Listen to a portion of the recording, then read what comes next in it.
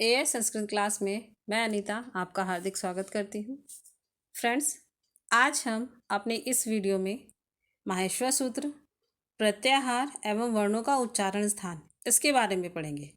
आज हम आपको बताएंगे कि प्रत्याहार कैसे बनते हैं, माहेश्वर सूत्र कितने हैं और वर्णों का उच्चारण स्थान क्या है।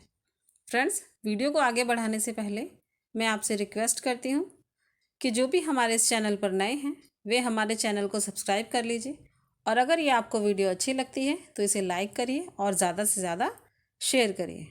चलिए आज हम अपने माहेश्वर सूत्रों को पढ़ते हैं कि कैसे इन माहेश्वर सूत्रों से हम प्रत्याहारों को बनाते हैं। फ्रेंड्स, ये देखिए, ये है माहेश्वर सूत्र। माहेश्वर सूत्र 14 होते हैं। कहा जाता है कि ये शिव जी के डमरू में से निकले थे कि जब शिव जी ने अपना डमरू बजाया था तो तब उसकी ध्वनि में से जो स्वर निकले थे वे यही थे। उन्हीं से ही माहेश्वर सूत्रों का निर्माण हुआ है। तो देखिए, पहला सूत्र कौन सा है? अ ई ऊण। दूसरा है रील र का। तीसरा है ए औ अंग। चौथा है ऐ औ च। पांचवा सूत्र है ह य व र ट। छठा सूत्र है लण। सातवां सूत्र है य म ङ ण न म। आठवां सूत्र है झ भ य। नवां सूत्र है ग ड ध श। 10वां सूत्र है ज ब ग ड द श। 11वां सूत्र है ख फ छ ठ थ च ट त व। 12वां सूत्र है क प य। 13वां सूत्र है श श स र। और लास्ट एंड 14वां सूत्र है हल। फ्रेंड्स, ये 14 माहेश्वर सूत्र कहे जाते हैं। इनके संबंध में यह मान्यता प्रसिद्ध है कि भगवान शिव के 14 बार डमरू बजाने पर यह 14 सूत्र पाणिनि को शिव जी की कृपा से प्राप्त हुए थे। पाणिनि संस्कृत जगत के बहुत ही एक मनुष्य में से गिने जाते हैं। इन्होंने ही माहेश्वर सूत्रों की रचना की है और अष्टाध्यायी को लिखा है। फ्रेंड्स, पाणिनि पढ़ने में ज़्यादा अच्छे नहीं थे तो उन्होंने भगवान शिव की तपस्या की और जब भगवान शिव ने उन्हें वरदान दिया, जब वो आए तो उन्होंने जब अपना डमरू बजाया तो उसकी 14 बार बजाने पर जो स्वर निकले उसमें से, तो उसे पाणिनि ने इन माहेश्वर सूत्रों के रूप में परिवर्तित कर दिया। तो ये 14 सूत्र जो हैं, भगवान शिव के 14 बार डमरू बजाने पर ये 14 सूत्र पाणिनि को शिव जी की कृपा से प्राप्त हुए हैं।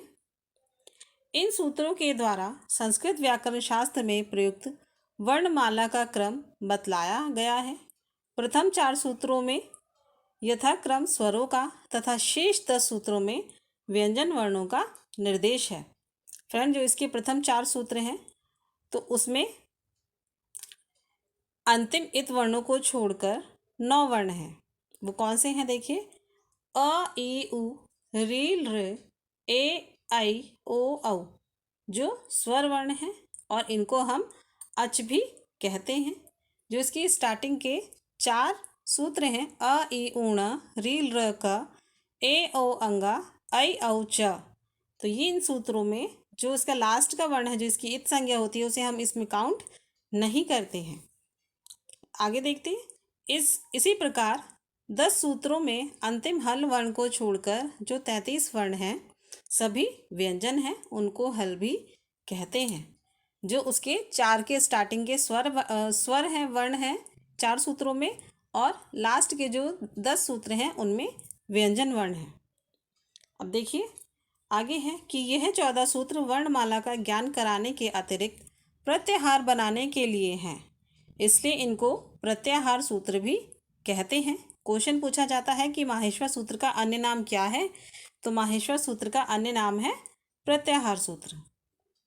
स्वर वर्णों के लिए अच और व्यंजन वर्णों के लिए हल, इन्हीं सूत्रों से बने प्रत्याहार हैं। इसी प्रकार के अण, अक आदि प्रत्याहारों को बनाने के लिए इन सूत्रों की आवश्यकता है। फ्रेंड्स, ये बहुत ही इंपॉर्टेंट सूत्र हैं जिनसे रिलेटेड एग्जाम में बार बार क्वेश्चंस पूछे जाते हैं।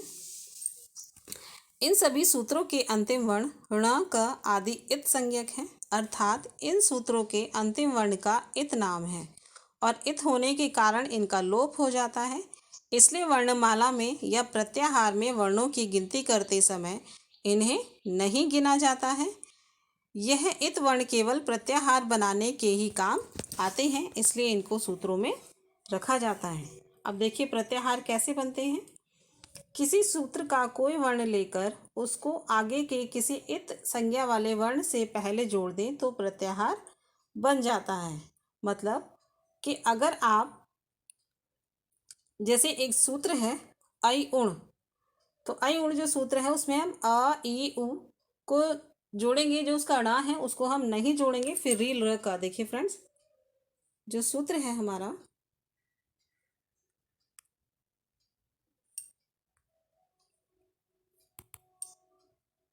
अ अ ई उ ण, ये सूत्र है। तो इसमें हम ये जो ड़ा रहता है इसे नहीं जोड़ेंगे। री र क, तो इसमें हम अ और क अक प्रत्याहार के अंतर्गत जो वर्ण आते हैं वो कौन से होंगे, अ ई उ और री र। जिसमें लास्ट में हलंत लगा होता है, जिन सूत्रों के लास्ट वर्ण में उनकी इत संज्ञा होती है, जो कि प्रत्याहार के अंतर्गत वर्णों में नहीं गिने जाते हैं। चलिए आगे चलते हैं।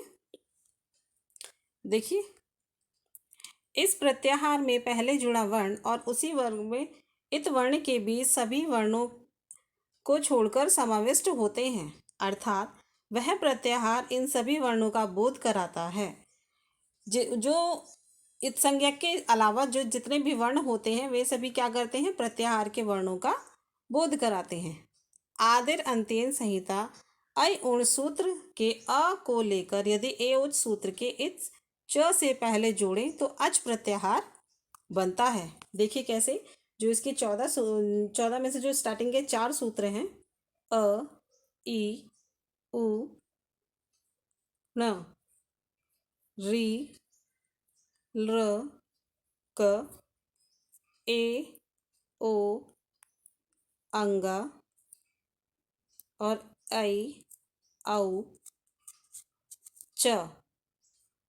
तो फ्रेंड्स ये जो सूत्र हैं इनके, इसमें हम अ को जोड़ेंगे और च को जोड़ेंगे, तो इससे हमारा कौन सा प्रत्याहार बना, अच।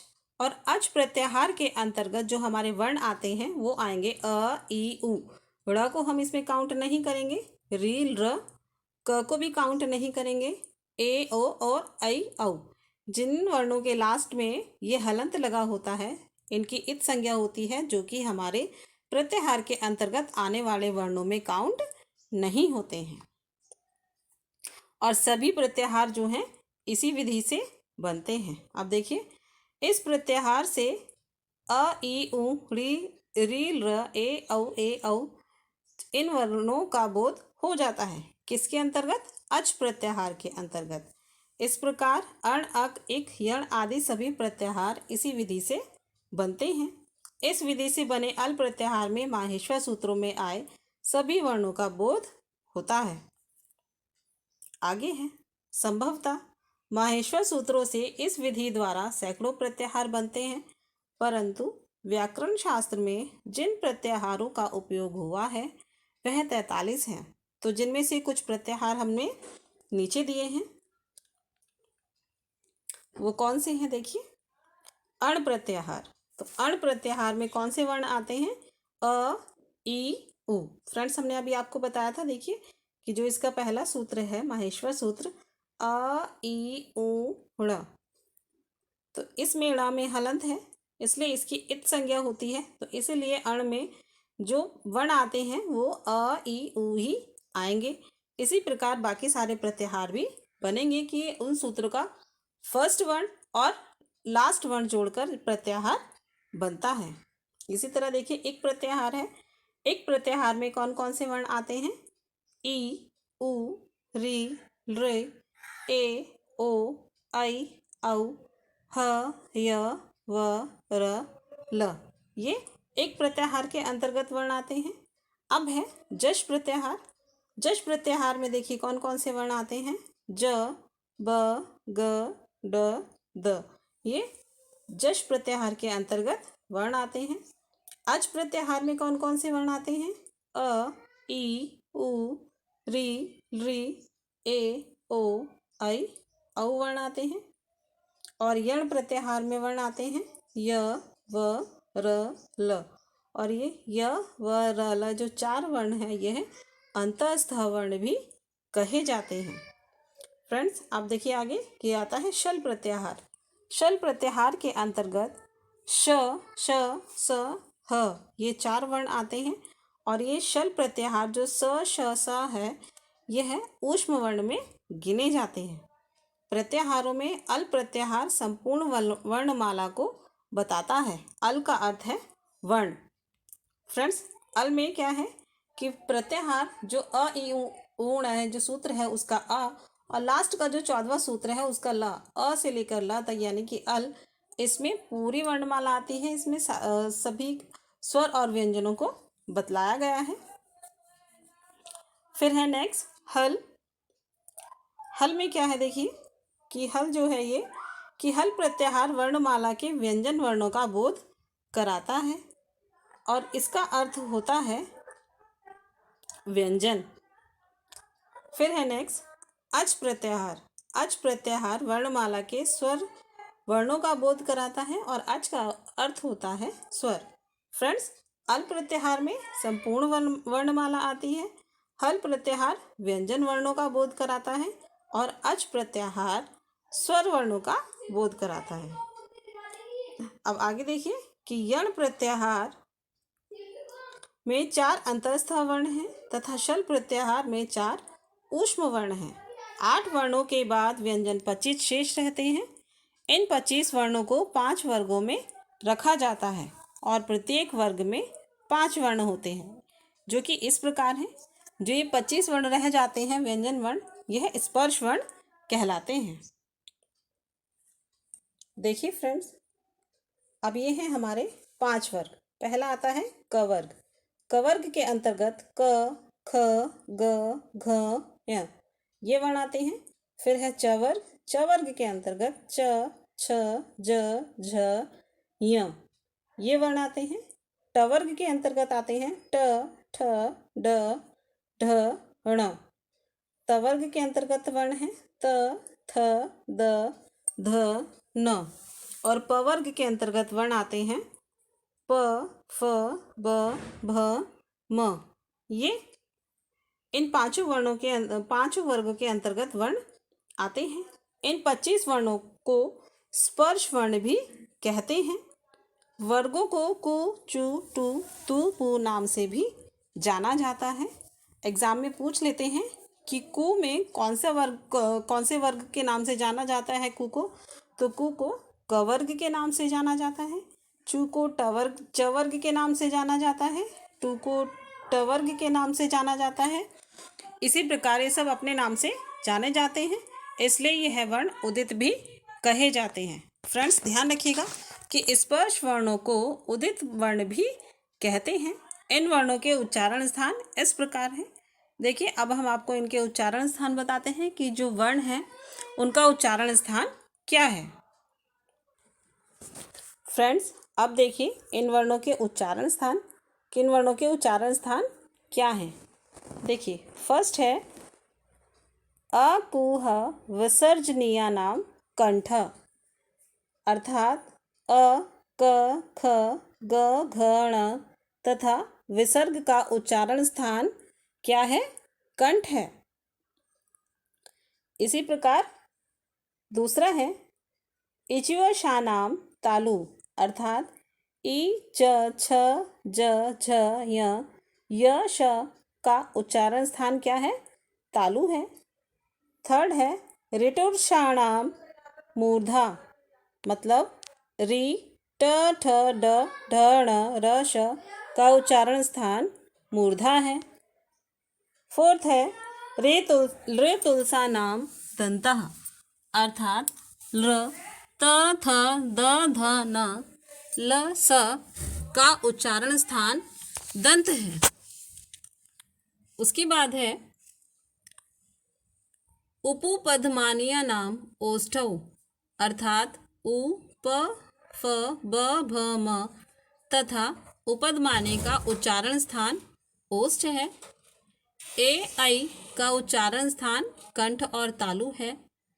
ओ औ का उच्चारण स्थान कंठ और ओष्ठ है। फ्रेंड्स, उच्चारण स्थान से बहुत सारे क्वेश्चंस पूछे जाते हैं। अब देखिए, वकारस्य दंतोष्ठम अर्थात व का उच्चारण स्थान दंत और ओष्ठ है। रिंगाणाम रीमण ना नासिका च अर्थात य म अंग ण न का उच्चारण स्थान नासिका भी है। फ्रेंड्स, ये थे माहेश्वर सूत्र और प्रत्याहारों को कैसे बनाते हैं तथा उच्चारण स्थान। अब हम मिलते हैं आपसे अगले वीडियो में। तब तक के लिए हमें आज्ञा दीजिए। नमस्कार।